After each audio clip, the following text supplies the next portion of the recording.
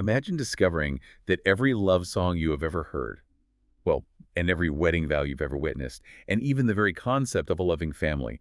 Imagine it was all actually a centuries-old devil's program designed to torture you. Yeah, a program designed specifically to keep you miserable. It is a completely wild concept to wrap your head around. It really is. So today we're basically taking a sledgehammer to the bedrock of human society. Welcome to this custom deep dive. We are looking at a 2019 essay that essentially claims everything we have been taught about human connection is completely, devastatingly backward. Right, the piece is called An Amorous Heart is the Truest Heart. It was written by an author named Xu Feng and translated by Kim Yu. And calling it a sledgehammer is almost an understatement. I mean, it is intense. Oh, absolutely. This text does not just critique modern relationships. It attempts a total paradigm demolition of the institutions that most of us consider, the foundation of a moral life. Before we really get into the mechanisms of how we attempt to dismantle these institutions, though, we need to set some ground rules for you listening. Good call. Because this material deeply challenges foundational societal, moral, and religious norms, we want to be incredibly clear right up front. We are here strictly as neutral guides. Right, we aren't endorsing these viewpoints, and we aren't taking sides on the politics or the ethics of it all. Exactly. Our mission is simply to act as a lens to help you explore and understand the internal logic of some incredibly radical ideas contained in the original text. It's an exercise in seeing the world through an entirely alien framework. We're looking at the architecture of a very controversial argument just to understand how the author builds his case against systems we all take for granted. The fascinating part is that he doesn't start by attacking marriage or family directly, He goes all the way down to the studs. He starts with human nature itself. Yeah, the essay opens with a massive claim. He writes that people are, by their very nature, amorous, and that amorosity is the true color of the human heart. He builds this on a specific philosophical concept regarding how the mind interacts with reality, right? The text argues that forms give birth to souls. Yes, forms give birth to souls. It's a key concept for him. Forms give birth to souls. Let me make sure I'm grasping that. He means attraction isn't some moral failing or a conscious choice. It's just a biological and spiritual physics equation. Precisely. His argument is that human attraction is a natural, unavoidable reaction to the external world. If a beautiful woman faces 10,000 handsome men, or vice versa, Then what happens? the author states that 10,000 infatuations will organically blossom. It is an automatic response to form. Wow, 10,000 infatuations. Yeah. To him, this isn't a flaw in our character. It is the fundamental operating system of the human being. Which feels like a direct collision with everything society tells us. I mean, we are conditioned to believe in finding the one. Right. The soulmate concept. Exactly. We're supposed to lock eyes with a single person and let the rest of humanity just fade into the background. But Zofeng says this is a fundamental mismatch with reality. He does. He argues a man will never naturally love only one woman, and a woman will never naturally want to eat from only one apple tree for her whole life. That apple tree metaphor does a lot of heavy lifting in his essay, doesn't it? It really does, because it highlights the restriction. He's asking the reader to look at the artificiality of the boundary rather than judging the desire to cross it. The way I am visualizing his logic is, well, imagine human desire is this massive, sprawling, endless buffet of incredible food. A buffet, okay, I like that. And that buffet represents our natural state. But society intercepts you at the door, hands you a single apple, locks you in a closet, and artificially mandates that you can only ever eat this one apple for the rest of your life. Right, and if you even think about the buffet outside, you are considered fundamentally broken or immoral. Yes. But how does he philosophically justify that we actually belong at the buffet? By elevating amorosity from a mere biological urge into a profound spiritual imperative, he introduces the concept of the Tathagata nature. Tathagata nature. Can you break that down? Sure. So in broader spiritual and philosophical traditions, Tathagata usually refers to ultimate unconditioned reality, or the true nature of a Buddha. Rufen co-opts this. He equates the Tathagata nature directly with amorosity. To him, amorosity is the Tathagata nature. Wait. So he is saying our highest, most divine spiritual state is to be endlessly infatuated with multiple people. Yes, that is exactly what he's saying. And the core of his thesis is that because society forces us to suppress this divine nature, we are forced to wear what he calls masks. Masks. So we are hiding our true selves. Exactly. According to the author, the suppression of this natural amorous state isn't just a minor inconvenience. He claims it is the singular root of all worry, pain, anxiety, and sorrow in the world. That is a massive lead. Yeah. How does suppressing the desire to, date multiple people equate to all the sorrow in the world? Well, think about the friction it creates. If your true nature, your Tathagata nature, is expansive and amorous, but you are forced to pretend it isn't, you create an internal fracture. Oh, I see. So the anxiety comes from fighting yourself. Right. The anxiety comes from constantly policing your own thoughts and the thoughts of your partner. He argues that we use morals, ethics, and religion to actively threaten each other into wearing these masks. Threaten each other. That's intense language. It is. He uses a very specific phrase for this. He calls it kidnapping.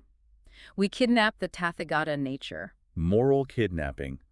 Wow, that paints such a vivid picture.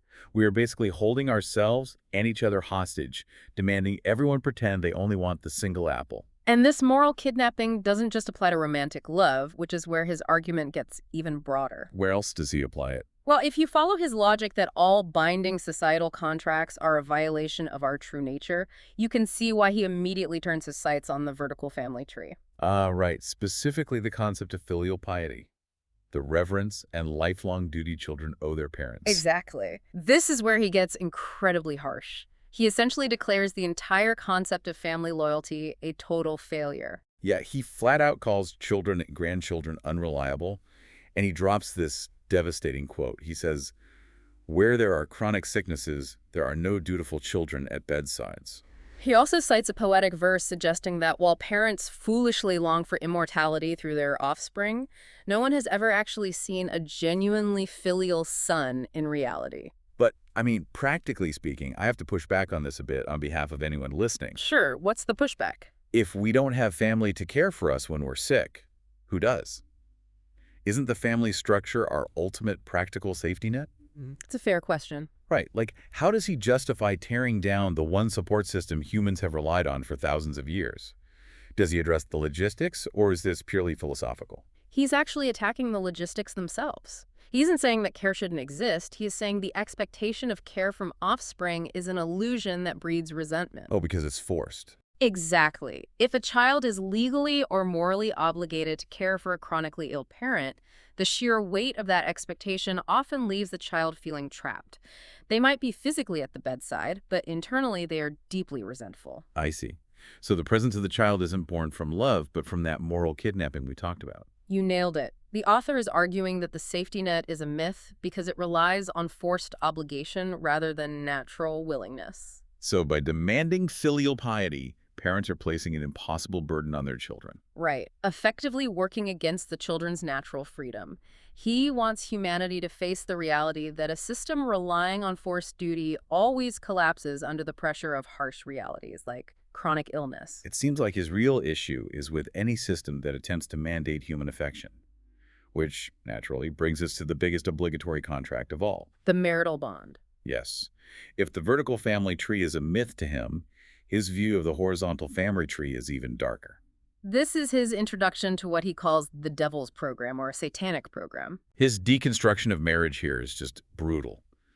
He argues that spouses dote on the wives they wed who swear to love them forevermore, but remarry as soon as they were gone. Yeah, he doesn't hold back. He really doesn't. He even claims that wives often secretly long for their husbands' deaths or only stick around because they still need something from them financially or socially. It is incredibly cynical on the surface, but to understand the mechanics of why he makes these claims, we have to look at the diagnostic tool he introduces to evaluate societal systems. Okay, what is the tool? He calls it the input and feedback method. Right, he frames it almost like computer programming or even agriculture. It is a very logical causality. Yeah. He states there are angelic programs and satanic programs. In an angelic program, you reap melons from melon seeds. So the output matches the input, cause and effect. If I plant an apple seed, I get an apple tree. Exactly. But in a satanic program, the feedback loop is corrupted. You reap beans from melon seeds.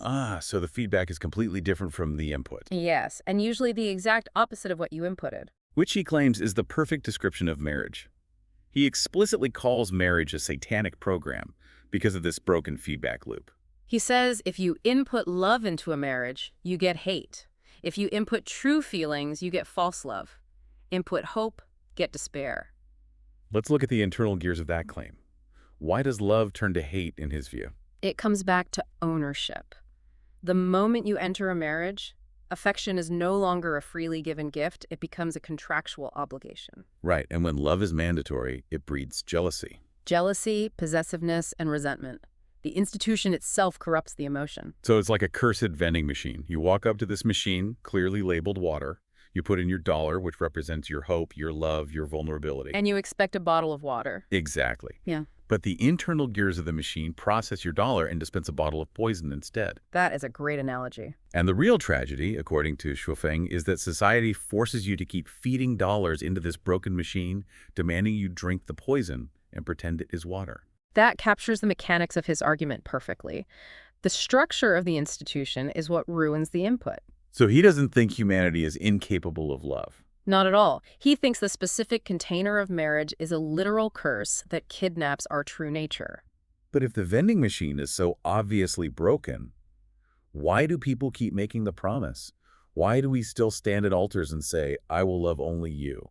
The author views that specific promise as a situational lie, driven by circumstance rather than truth. He breaks this down using what we could call the economics of loyalty. Right, he uses the example of a poor man here. Yeah. Explain the logic of how limitation creates fake loyalty. Well, according to the text, when a poor, helpless man says, I will love only you for my entire life, he isn't intentionally lying. He believes it in the moment. Right. In that specific moment, given his limited options and resources, it is his truth.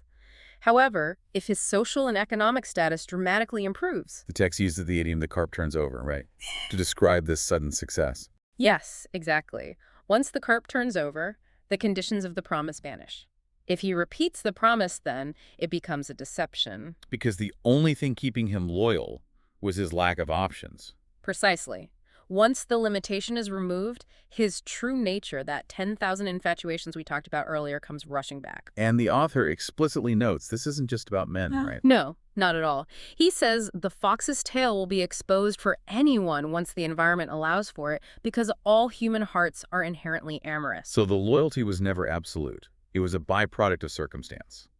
When you remove the barriers, the Tathagata nature reasserts itself. Exactly. Which brings us to the most striking philosophical metaphor in the entire essay. We need to spend some time on this because it totally upends how we think about romance. Oh, the flower metaphor. Yes. Yes, because in our culture, the ultimate romantic ideal is exclusivity. Right, the idea of a flower that blooms for only one person. Exactly. We view jealousy as a sign of deep love.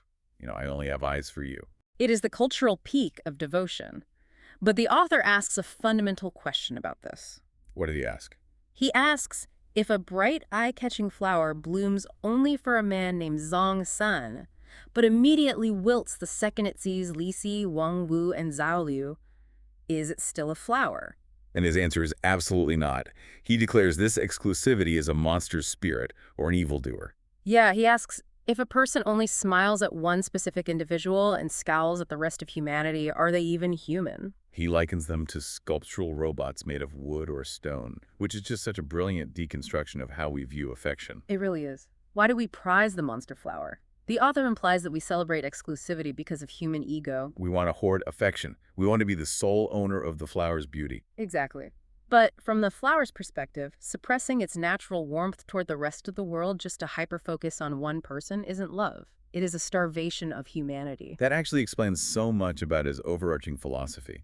He thinks we have labeled a monster as a saint and a saint as a monster. Yes.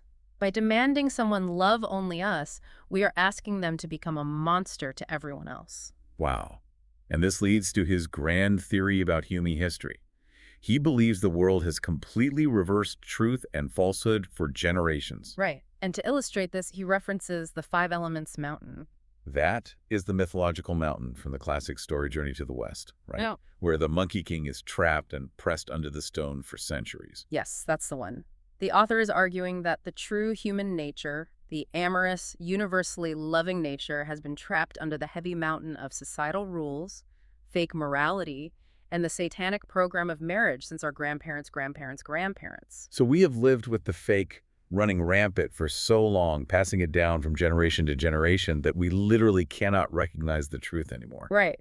We look at the mountain crushing us and we assume it's just the natural landscape. We think the mask is our real face. And anyone who tries to take the mask off is viewed as the monster. Exactly. Okay, so if the family tree is a manipulative illusion, and marriage is a satanic curse dispensing poison, and monogamous loyalty is just a situational lie driven by a monster's ego. That's a lot to take in. It is, and you are probably wondering what the alternative is. Does he actually offer a fix for this broken system, or is he just burning the house down? Oh, he definitely offers a fix, moving from complete deconstruction to a highly utopian solution. Okay, let's hear it. He presents a philosophical conclusion that anchors his whole worldview. He says, a person who doesn't love the world cannot truly love an individual. Let's pause on that because the mechanics of that statement are fascinating. Yeah. He is saying that exclusive love is actually a paradox. Yes. He posits that true love is only generated by women who love many men, and men who love many women. That is wild. In his framework, amorosity is not a betrayal of love, it is the absolute prerequisite for it. His logic is that the human heart must be completely open and freely giving to the entire world in order to be genuinely open to a single person. Because the moment you close it off to others, the love you give to that one person is tainted by restriction. Exactly. And he takes this from earthly philosophy straight into theology. He claims that there are absolutely no marriages or families in heaven. Well, that aligns perfectly with his logic, doesn't it? It does. If heaven is the ultimate state of reality, the unconditioned Tathagata nature, it could not possibly contain what he views as earthly, satanic programs built on limitation and ownership. Heaven, by definition, must be free of masks. Right. But he doesn't just leave this as a lofty spiritual concept for the afterlife. No, he doesn't, and this is where the sheer audacity of the essay blew my mind. After diagnosing millennia of societal failure, he ends with a literal, tangible game that he claims to have designed. His grand proposal. He announces that he has designed and opened up a game called Being a Groom Every Day and a Bride Every Night. Being a groom every day and a bride every night. He actually says he is launching this to bring a paradisical life to Earth. He believes that by participating in this daily rotation, people will finally realize that an amorous heart is the truest heart, which will ultimately help them reach the real heaven. If you step back and look at the trajectory of his argument, it is structurally remarkable. It really is. He takes amorosity, which is a trait that nearly every global society treats as a dangerous temptation, a moral flaw, or a taboo to be heavily regulated, and he meticulously re-engineers it. Right. By the end of his essay, amorosity is no longer a sin. It is the highest spiritual virtue. It is the Tathagata nature, the cure for global anxiety, and the literal key to unlocking paradise on Earth. It is a complete inversion of reality. He basically took the vending machine, smashed it to pieces, and told everyone to just go drink from the river. That is exactly what he did. It demands a level of critical thinking from the reader. Regardless of whether you find his conclusions enlightening or completely absurd, the architecture of his argument forces you to evaluate the origins of your own deeply held beliefs. Because it makes you ask, am I following a rule because it aligns with my true nature, or simply because it is the rule I was handed? That is a brilliant way to frame it. Thank you so much for joining us for this intense intellectual deep dive today. We promised you a sledgehammer to the bedrock, and I think Squefeng's essay delivered exactly that. It certainly strips away the comfort of our default assumptions. It absolutely does. While this text is incredibly controversial and challenges some of our most deeply held societal norms, exploring it gives us a fascinating lens into radical alternative philosophies of human connection. It forces us to examine the water we are swimming in every single day. Right. And as we wrap up, I want to leave you with one final seed to mull over as you go about your day. Let's go back to the author's concept of societal illusion, that idea that since our grandparents, we have reversed the truth from the false, pressing the real under the Five Elements mountain. A powerful image. It really is. Whether you agree with his highly unconventional views on love and marriage or not, it leaves you with a haunting question to apply to your own life. What other deeply ingrained societal structures are we currently viewing completely backwards?